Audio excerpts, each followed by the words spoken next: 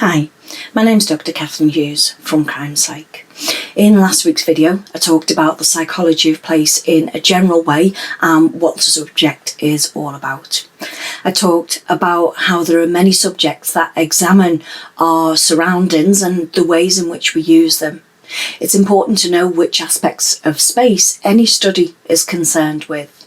Do you want to know how people make sense of and use transport in inner city areas? Or do you want to know how we define our neighbourhood boundaries? Does the study want to understand the concept of space, our perception of a place or geographical location? Our perception of place can change over time depending on how much information that we have available about it. The way that we perceive space can be different to the way that it actually is. For example, we can underestimate or overestimate distances. Some features can become natural barriers to the ways in which we perceive space. I also discussed the emotional attachments that we can have to places in last week's video. In this video, I'll talk about how we use and understand the spaces where we live, work and socialise. As I said in the first video, this is all important knowledge to base our understanding of geographical profiling. We all have subjective knowledge about our environment. We imagine the world according to various factors. This is known as a schemata, and we draw on this to make sense of new surroundings. There can be major differences in the way that we think of a place or a space and the way that a physical map would show it. These two things will vary according to where are the paths, where are the edges, what are the points of interest, what is the space, how do you use that space, and how do we organise that space. In his book, The Psychology of Place by David Cantor, he suggests that we have distinct elements and representations of our surroundings in our memories. Cantor raises the example of a railway station. In one sense, we might think of that place as being somewhere where we meet people, or see it as a location which is part of a larger setting, such as a transport link in an inner city area. And this means that we are changing how we define the focus of location. That can change depending on the way that we categorise these spaces. In geographical profiling, it's important to understand how people think of places in relation to each other. At a simple level, that means understanding how we perceive distances between places. On a more complex level, it refers to how a person might configure the distances between places. We want to understand how accurate people's conceptualizations of the physical arrangement of spaces are.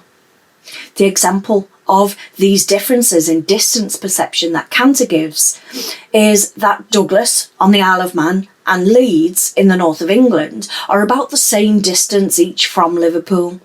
However, the Isle of Man is separated from Liverpool by the sea, whereas Leeds is separated by the road over the Pennines. So in other words, the perceived distances between the two places from Liverpool can be changed by what separates those places.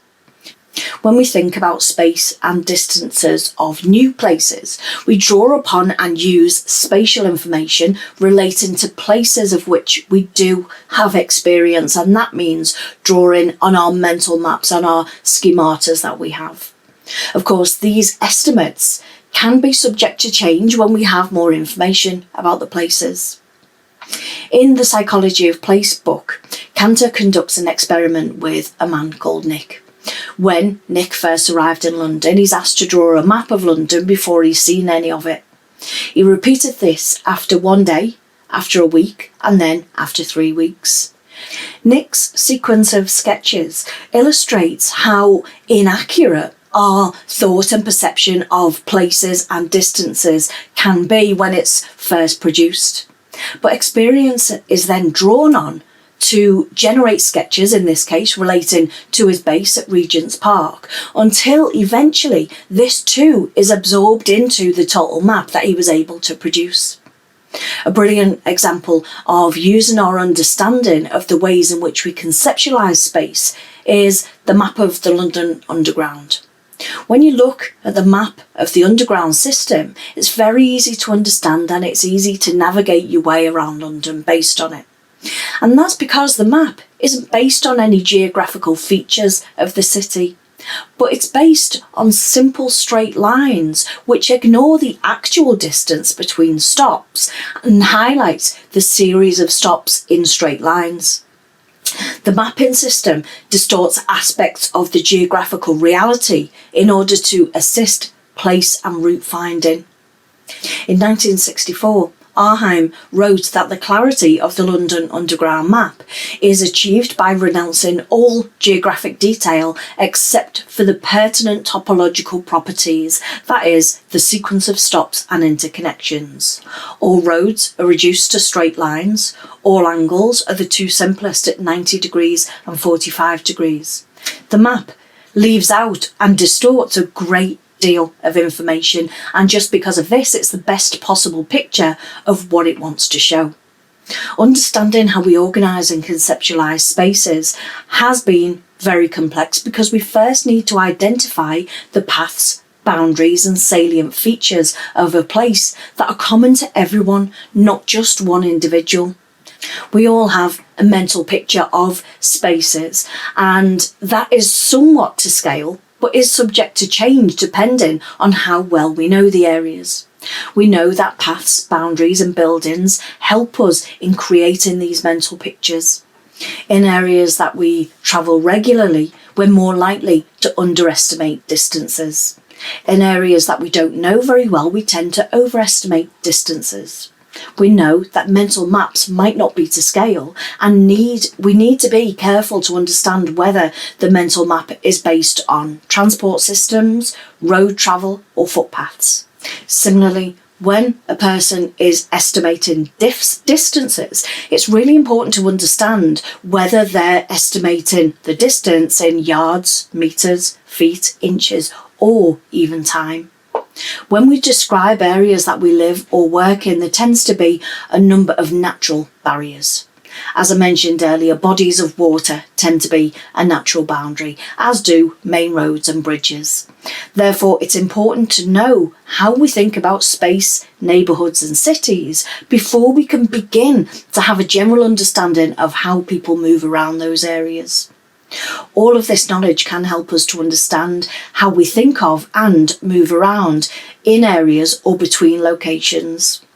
When a person is behaving in unlawful or criminal ways, their use of space and movement between locations is no different to that of law-abiding citizens. Therefore, we can begin to make sense of how offenders travel.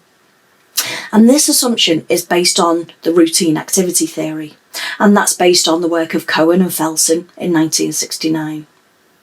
They suggest that as the offender moves around their usual day-to-day places, their opportunities for criminal activities present themselves.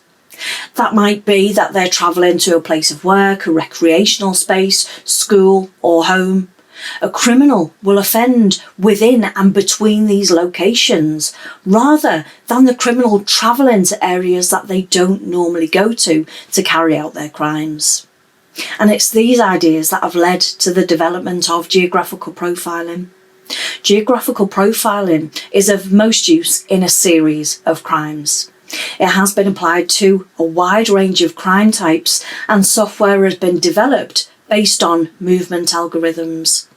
By inputting the locations where the crimes have been committed by the same person, the computer program is able to predict their location with remarkable accuracy. In the next video in this series, I will talk more about geographical profiling and how it works. I do hope that you found this video interesting and have learned something from it. Thanks for watching. Bye for now.